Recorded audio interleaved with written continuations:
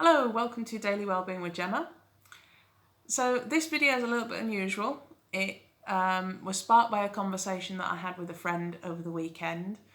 And I guess you could say that the theme of it is critical thinking and cost-benefit analysis.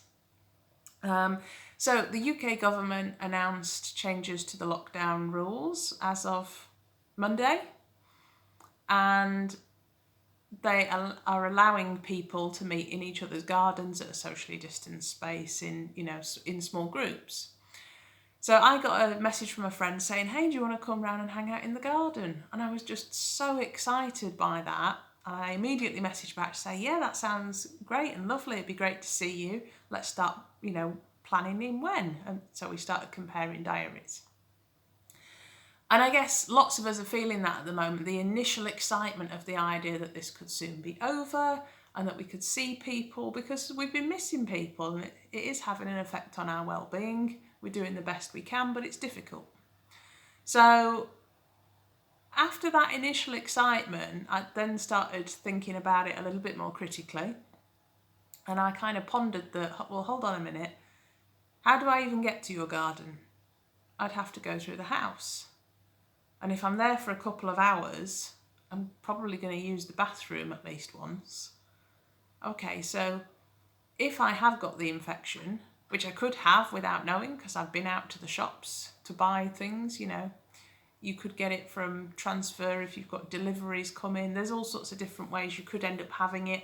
And it could be that I'm symptomless. I don't know. I've not been tested. I've got no reason to get tested at this stage.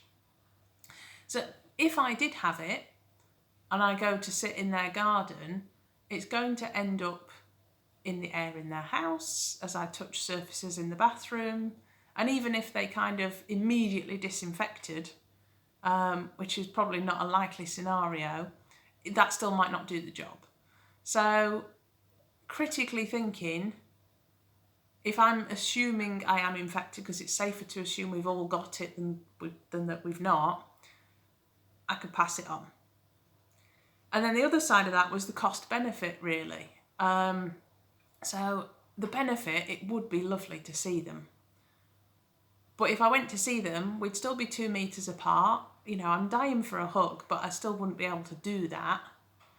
And these are friends that I'm seeing twice a week on the internet anyway. So we're still chatting, we're still playing games, we're still doing a lot of nice things. Although it would be lovely to see them in person, is that all that much different from seeing them online? Is the benefit enough to outweigh that cost of potentially infecting them? And for us, it wasn't, so we decided not to do it, which is a little bit sad. But I feel that it was really the right thing to do. Now, that was my scenario. If I was a person who was having a lot of mental health problems and I was really struggling with the isolation, then maybe seeing some people in person would be worth it for me. But as it happens, it's not. So that doesn't outweigh the cost for me.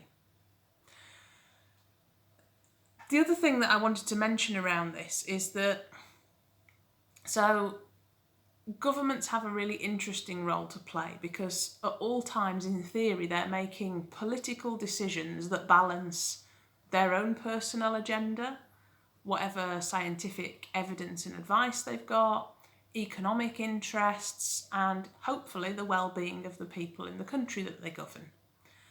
And whenever any decision or legislation is made, you kind of have to ask yourself, okay, what balance of those factors is the prominent thing at play here? So if you look at the kind of numbers and death rates across the world and indeed across Europe, the UK's got quite a high death rate for such a small population. And so for me, just because the government said they're lifting lockdown and people can do that, doesn't make me personally feel safe that it's a good idea to do so. Now, that's down to me. That's due to kind of some of the things that I've studied and the my understanding of biology and disease. And I guess for some people, they're so desperate to meet up that being told it's okay politically, economically, doesn't necessarily come into their head, because like me, when I first answered that text, my gut reaction was just, I'd love to see these people. So I guess I'm just inviting you to think a little bit carefully about the critical thinking, the cost benefit, and just because you're told it's allowed doesn't necessarily mean it's the right thing. And also, there's what's the right thing for you, but there's what's the right thing for people around you. I know that for me, I'm not that worried. I'm relatively young, relatively healthy. I feel like if I was infected, I might be symptomless, or I might get through it and, it would feel horrible, like the flu, but I'd be okay. But what worries me more is if I'm doing the shopping and I pass it on to other people who are more vulnerable, or, I've got some people in my life, I'm doing my shopping for my mum, and if I accidentally passed it on to her, somebody who's shielding, she might not fare as well. So all of these decisions are not just about us as individuals anymore, they're about the collective. And desperate as I am to see people, there's balancing that with making sure that all of society gets the numbers down enough so that everybody can see people, not just me as an individual.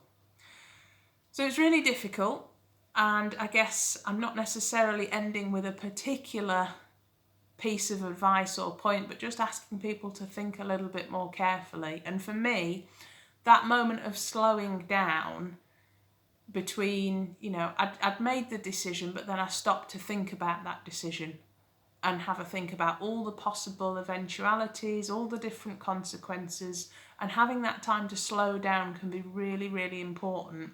And even though I'm a bit sad about the decision that was made, I'm at peace with it because I feel like it was the right one.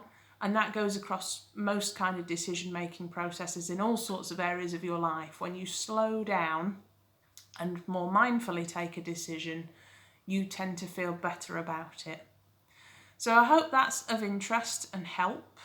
And I hope that as we do see some of these restrictions easing, that we're thinking about our behaviour really carefully so that we don't get ourselves into more of a mess and that we can be out of this as soon as possible. I will see you next time. Thank you for listening. Bye.